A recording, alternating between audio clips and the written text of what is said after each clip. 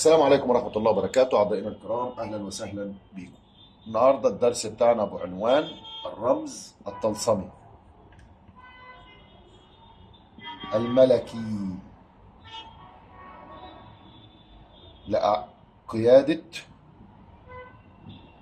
أعوان المثلث. يعني إيه العنوان ده؟ العنوان ده يتمثل في حرف الزال. خلونا نرسم المثلث علشان في شيء أنا عايز أشرحه مهم جدا جدا جدا يعني. في شيء حد هيلمح لي على الموضوع، فانا حابب ان انا اوضح معلومه يعني. الدرس اللي فات لما قلت حرف الواو مسكنه هنا، انا لما جيت هنا قلت حرف الواو في الالف كتبت لكم حرف اللوح. ركزوا، الواو حطيته لكم هنا وقلت بيت اللوح. انا شرحت الواو جوه المثلث في بيت اللوح، وليس، اعيد الكلام، وليس الواو في بطة زهجواح، لان بطة زهجواح الواو مسكنه هنا وهنا الزال. فهمتوا ولا لسه؟ لا، انا قلت الواو هنا، قلت الواو يبقى هنا، ومن هنا مفتاح المثلث.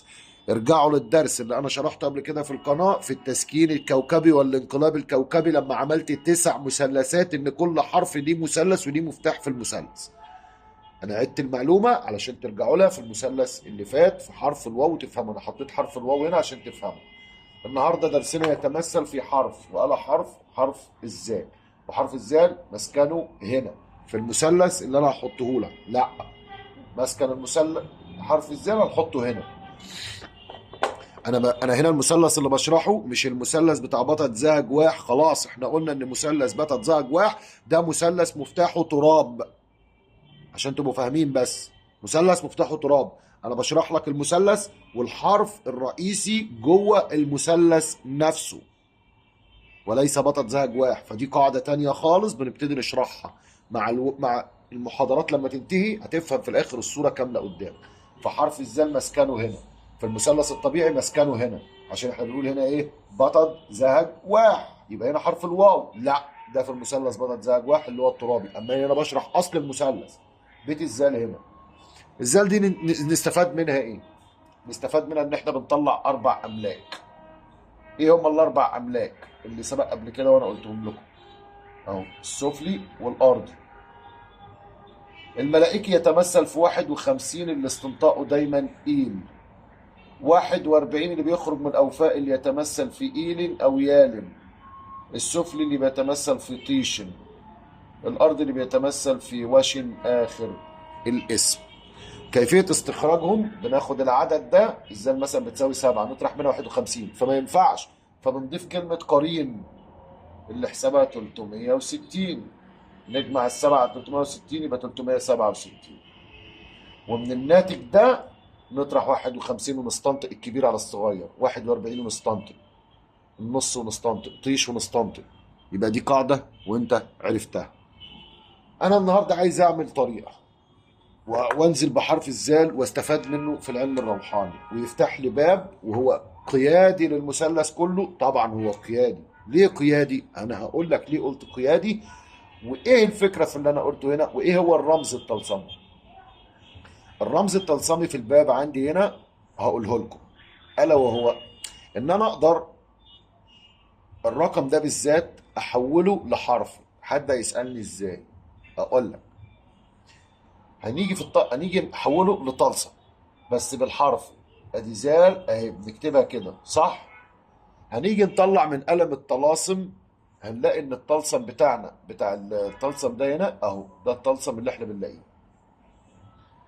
اللي هو الطلسم السليماني. ده الطلسم بتاع حرف الزال. هنحط حرف الالف هنا، واللام باسمها 30 اهي. طبعا الصفر في الطلاسم بيبقى 1 عشان تبقوا فاهمين. والباقي هنا بنحط الاستنطاق الملوك، من هنا نحط اسم الخديم طلسمي فوق هنا كده، او عددي. ده اسمه الطلسم. هناخده نكتبه في الاربع اقطار بتوع المثلث من هنا. بعد كده في الزوايا بنكتب جبريل ميكائيل اسرافيل عزرائيل، ونكتب التوكيل بتاعنا، وبنوكل بخديم العمل بعد ما نقرا البراطيه 45. وبعد كده بنعمل ايه؟ بناخد الطالب والمطلوب والحاجه، ناخد الحروف بتاعتها نفردها ونحذف المقرر نطلع منها البخور. الناتج اللي هننزل بيه في المثلث بنقسمه على 7 عشان نعرف اليوم اللي هنشتغل فيه والكوكب اللي هنقعد فيه. طيب كيفية التعبير هتكون ازاي؟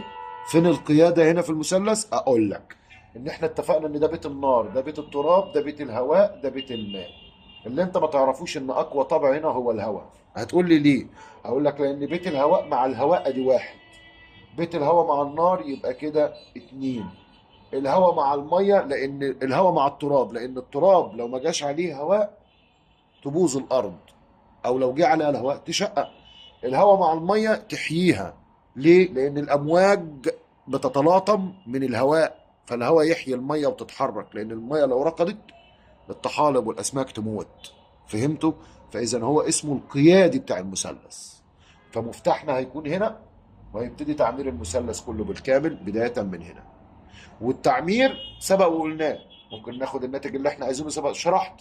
هاخد لفظ الجلالة مثلا احطه هنا 66، اخد عدد الطالب احطه هنا، اخد عدد المطلوب احطه هنا، الحاجة اللي انا عايزها احطها هنا، وابتدي اجمع البيتين دول واحط هنا، اجمع البيتين هنا واحطهم هنا، اجمع البيتين دول واحطهم هنا، اجمع البيتين دول واحطهم هنا، وخلال الوسط اكتب التوكيل حروف مفرقة في النص.